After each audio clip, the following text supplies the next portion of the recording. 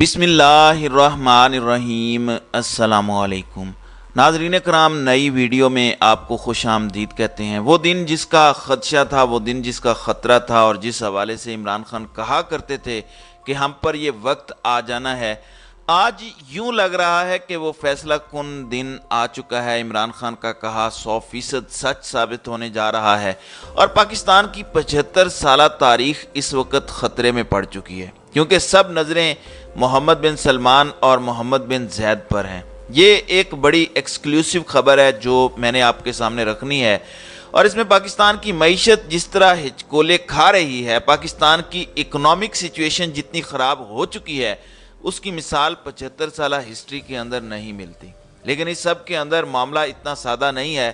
دو تین چیزیں تھیں عمران خان کی گورنمنٹ گرانے کے پیچھے جو نقطہ عوام کے سامنے رکھا گیا، وہ یہی ہے کہ ایک جانب مہنگائی کا جن بے قابو ہے، دوسری جانب عمران خان معیشت کا بیڑا غرق کر رہا ہے، اور عمران خان نے انٹرنیشنلی پاکستان کو تباہ و برباد کر دیا ہے۔ پاکستان کی خارجہ پالیسی کو عمران خان نے ناقابل تلافی نقصان پہنچایا ہے۔ اس لیے جنرل باجوہ بھی عمران خان کو ایک تھریٹ سمجھ رہے تھے پاکستان کے لیے۔ اپیرنٹلی یہی کہانی سنائی جاتی ہے نا، یہی منجن بیچا جاتا ہے۔ لیکن تین چار چیزیں ہم نے دیکھی۔ ہم نے ایک جانب یہ دیکھا کہ اس حکومت نے آ کر پچھلے ایک سال میں جو کچھ کیا اور مہنگائی کو جہاں تک پہنچایا، مجھے نہیں لگتا کہ آپ کے سامنے وہ فگرز بھی رکھنے پڑیں گے۔ ہر بندہ اس وقت سفر کر رہا ہے، جس مرضی کلاس سے وہ ہو، امیر بھی سفر کر رہا ہے اور غریب بھی، اور غریب تو بہت برے حالات کے اندر ہے، اور بہت زیادہ اس کی زندگی جو ہے وہ افیکٹ ہوئی ہے۔ وہیں دوسری جانب آپ دیکھیں کہ معیشت کے ساتھ جو ہوا وہ بھی آپ کے سامنے ہے۔ پاکستان کی معیشت اس وقت ایسے دہانے پر ہے کہ کسی بھی وقت ہم ڈیفالٹ کر جائیں۔ آپ دیکھیں کہ اس کے ساتھ ساتھ عالمی سطح پر جو تعلقات ہیں، ان میں آپ نے دیکھ لیا کہ چین نے سرخرو کیا عمران خان کو، سعودیہ، یہ ان سارے کے سارے ممالک نے، اور اس امپورٹڈ حکومت کی مدد کرنے کے لیے اس وقت کوئی تیار نہیں ہے۔ اگر تو ہم ان کی تھیوری کو مان جائیں کہ عمران خان نے ان ممالک کے ساتھ تعلقات خراب کیے تھے، اور اب بڑی ریزنیبل گورنمنٹ آ چکی ہے، پھر تو عمران خان کے دور میں ان کا عمران خان کو بیل آؤٹ کرنا نہیں بنتا تھا، اور اس دور میں ان کو بیل آؤٹ کرنا بنتا تھا۔ البتہ سچویشن اس سے بالکل الٹ ہے۔ عمران خان کے دور میں پاکستان کو بیل آؤٹ پیکیجز بھی مل جاتے تھے، پاکستان برابری کی سطح پر تعلقات بھی استوار کر لیا کرتا تھا، لیکن اب ہم بیگرز بھی ہیں اور ہم چوزرز بھی نہیں ہیں، اور ہماری عزت بھی کوئی نہیں ہے اور کوئی ہماری مدد بھی نہیں کر رہا۔ اب شہباز شریف کا کہنا ہے کہ ہم نے آئی ایم ایف کی تمام سخت شرائط مان لی ہیں۔ Normally I M F Pakistan سے وہ گارنٹیز بھی مانگ رہا ہے جو آج تک آئی ایم ایف نے اپنی ہسٹری میں کسی سے نہیں مانگی۔ یعنی آئی ایم ایف کا جو اپنا ایک نظام ہے، اس میں یہ ہوتا ہے کہ سٹاف لیول ایک ریمٹ ہوتا ہے، اس میں اتنی زیادہ کوئی گارنٹیز کی اتنی زیادہ ان کو ان چیزوں کی ضرورت نہیں ہوتی۔ اب آئی ایم ایف نے سٹاف لیول ایگریمنٹ جو 9واں جائزہ تھا، اس کے لیے بھی پاکستان کے ساتھ سائن کرنے سے پہلے پاکستان کو انہوں نے تگنی کا ناچ نچایا ہے۔ وہ اسحاق ڈار جو شاہ زیب خانزادہ کے پروگرام میں بڑکیں مارتا تھا، جس سے ڈالر نے ڈرنا تھا، جو اس بات پر بڑا فخر کرتا تھا کہ دیکھیں ابھی تو میرے آنے کا اعلان ہوا تو ڈالر نیچے آ گیا۔ ڈالر نے اس کے بعد جو ہمارے ساتھ کیا، اور ڈار اکنامکس پاکستان کے لیے ڈارک اکنامکس میں جس طرح کنورٹ ہوئی، وہ آپ کے سامنے، اور پاکستان کو انتہائی سیاہ ترین دور میں اسحاق ڈار نے دھکیل دیا۔ یہ کہتے تھے کہ آئی ایم ایف تو میرے بائیں ہاتھ کا کھیل ہے، میں نے یہ کر دینا ہے، میں نے وہ کر دینا ہے، آئی ایم ایف کس کھیت کی مولی ہے، میں نے ان کے ساتھ مذاکرات کر لینے ہیں۔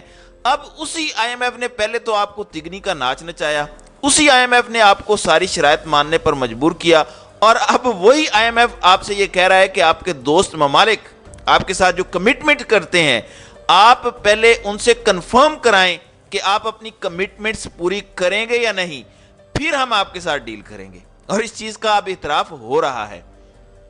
عمران خان نے پہلے ہی کہا تھا کہ یہ حکومت پاکستان کے لیے ایک اکنامک ہٹ مین کے طور پر آ رہی ہے، اور پاکستان کی اکنامی کو دھچکا پہنچا کر پاکستان کی سالمیت تک خطرے میں پڑ سکتی ہے۔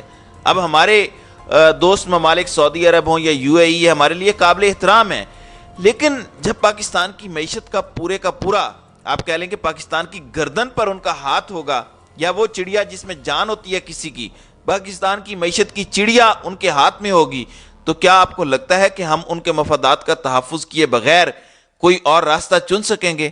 ہمارے پاس ایک بند گلی ہوگی انٹرنیشنلی بھی، اور ہمارے پاس آپشن محدود ہو جاتے ہیں۔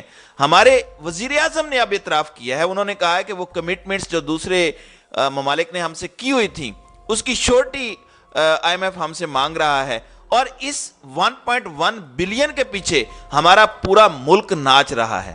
نومبر سے یہ پیمنٹ ہولڈ پر ہے، یہ ایک بیل آؤٹ پیکیج ہے 2019 کا جو 6.5 بلین ڈالر کا ہے، اس کی پیمنٹ کی ایک قسط ہمیں نہیں مل رہی، اور پاکستان کے لیے یہ پیمنٹ بہت اہم ہے تاکہ پاکستان کے جو سینٹرل بینک ریزروز ہیں وہ سیف ہو سکیں۔ اس وقت 4 ہفتوں کی امپورٹ کے لیے یہ ریزرو صرف ہیں۔ یہ ہمارے حالات ہیں۔ اب پاکستان کو ڈیفالٹ سے بچنے کے لیے یہ قسط ضروری ہے۔ اب شہباز شریف پارلیمنٹ کو بتا رہے ہیں کہ ہمیں آئی ایم ایف کی طرف سے بتایا جا رہا ہے، اور اگر اللہ نے چاہا تو ہم یہ کمٹمنٹ فرینڈلی ممالک کے ذریعے پوری کر لیں گے۔ سعودی عرب، چائنا اور یو اے ای نے پاکستان کے ساتھ کمٹمنٹس کی ہوئی ہیں، انہوں نے ہمیں یقین دہانی کرائی ہے کہ وہ بیلنس کریں گے۔ اب آئی ایم ایف یہ کہہ رہا ہے کہ آپ پہلے وہ کمٹمنٹس فلفل کریں، جبکہ فرینڈلی ممالک یہ کہہ رہے ہیں کہ آپ اب ایزی منی نہیں ملے گی۔ ویسے انٹرنیشنل کمیونٹی اور ساری بیل آؤٹ پیکیجز اس لیے رکے ہوئے ہیں کہ آئی ایم ایف کا پروگرام بحال ہو، اور آئی ایم ایف کا پروگرام بحال کب ہوگا؟ یہ ایسے ہی ہے جیسے ایک گریجویٹ ہو۔ ظاہر ہے پاکستان میں سارے پڑھے لکھوں کو نوکریاں تو نہیں ملتی، اس میں ایک لطیفہ بنا ہوا ہے کہ نوکری کے لیے ایکسپیرینس چاہیے، لیکن ایکسپیرینس کے لیے بھی تو نوکری چاہیے۔ تو بالکل یہی صورتحال ہے۔ اب اس وقت ایک عجیب سی صورتحال ہے، اور آئی ایم ایف کے جو ریپریزنٹیٹیو ہیں پاکستان میں، انہوں نے کہا ہے کہ شہباز شریف نے فیول کے حوالے سے جو ایک سکیم متعارف کروائی، آپ کو پتہ ہے جس میں یہ تھا کہ امیر کو مہنگا اور غریب کو سستا پٹرول دیں گے، 50 روپے سستا دیں گے، اور اس میں اتنے سی سی کی کار ہوگی تو ہم اس طرح کریں گے، ورنہ امیر شمار کر کے ہم انہیں مہنگا جو ہے وہ پٹرول دیں گے۔ تو آئی ایم ایف کہہ رہا ہے کہ انہوں نے اس پر بھی ہمیں کنسلٹ نہیں کیا۔ آئی ایم ایف کا کہنا ہے کہ آپ ہمیں یہ پوری سکیم سمجھائیں کہ آپ یہ کیسے کر سکتے ہیں، ہم آپ کو پھر لون دیں گے۔ اب شہباز شریف نے جو اس وقت ایک بہت بڑا انکشاف کیا ہے کہ ہمیں اب کچھ نہیں مل رہا اور ہمارے ساتھ اب کوئی بھی ملک تعاون کرنے کے لیے تیار نہیں ہے، تو آئی ایم ایف سے ایگریمنٹ تبھی سائن ہوگا جب ریاض یعنی سعودی عرب اور ابو ظبی یعنی یو اے ای یہ دونوں فائنینشیل سپورٹ کو کنفرم کریں گے، اور جو ایس ایل اے ہے یعنی سٹاف لیول ایگریمنٹ، وہ ان کی یقین دہانی کے بعد ہی اب سائن ہو سکے گا۔ مطلب یہ ایک نئی شرط آ چکی ہے۔ ویسے حکومت اس آئی ایم ایف پروگرام کو اپنے پولیٹیکل گین کے لیے بھی یوز کرتی رہی ہے۔ کچھ دن پہلے انہوں نے تاثر دینے کی کوشش کی کہ الیکشن اس لیے نہیں ہو پائیں گے کیونکہ آئی ایم ایف کی ڈیل چل رہی ہے، تو اس میں آئی ایم ایف نے بڑا سخت رد عمل دیا، سٹیٹمنٹ دی کہ یہ جھوٹ بول رہے ہیں، آئی ایم ایف نے ایسا کچھ نہیں کہا۔ آپ دیکھ لیں کہ 50 ارب کا مفت آٹا، اور آٹے پر جو عوام کے ساتھ ہو رہا ہے، دھکے پڑ رہے ہیں اور جس طرح کی چیزیں ہو رہی ہیں، کئی لوگ مارے گئے ہیں، وہ آپ کے سامنے ہے۔ بجلی کا بل ہر بندے کے گھر پہنچ جاتا ہے، تو آٹا کیوں لوگوں کے گھر میں نہیں پہنچ سکتا؟ تو اس کے لیے ایک پیکیج دیا جا سکتا ہے، یعنی انہوں نے 50 ارب کا ایک پیکیج دیا ہے۔ لیپ ٹاپ کے لیے 10 ارب کی سکیم تیار ہے، لیکن 20 ارب میں الیکشن یہ نہیں کروا سکتے۔ تو اس حکومت کی بدنیتی ہر طرح سے واضح ہے۔ سچویشن یہ بن چکی ہے کہ پاکستان کے پاس سعودی عرب اور یو اے ای کے علاوہ اور کوئی آپشن نہیں ہے۔ مطلب اگر وہ ہمیں کمٹمنٹس نہیں دیتے تو ہم معاشی طور پر ڈیفالٹ کر جائیں گے۔ تو یہ اس وقت کی صورتحال ہے۔ تو ناظرین اکرام، آپ کی اس ویڈیو کے حوالے سے کیا رائے ہے؟ آپ اپنی رائے کا اظہار کامنٹ سیکشن میں ضرور کیجیے گا۔